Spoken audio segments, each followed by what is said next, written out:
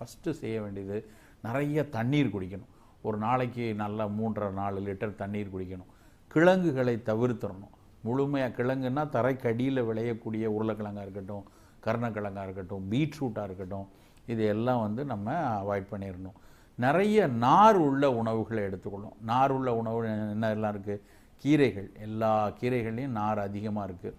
வெந்தயத்தில் நிறைய நார் இருக்குது. இந்த நார் உள்ள உணவுகளை நிறைய எடுத்துக்கொள்ளணும். சில உணவுகளை இந்த முழுமையாக அந்த நோய் போகிற வரைக்கும் தவிர்த்தாக வேண்டியதில் ரொம்ப முக்கியமானது என்ன அப்படின்னு பார்த்தீங்கன்னா, கோதுமை, கோழிக்கறி, காரம்.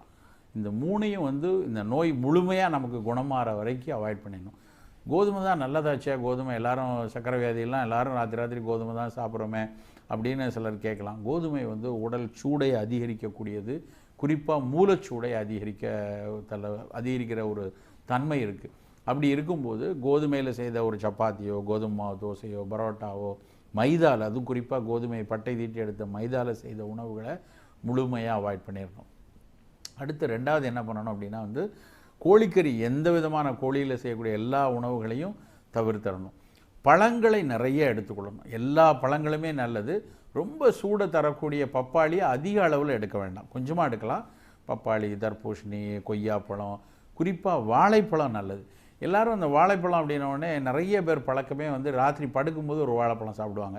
அது காலையில் நல்லா மலம் கழிய வைக்கும் அப்படின்னு. ஆக்சுவலாக வாழைப்பழத்தை காலையில் எடுக்கணும்.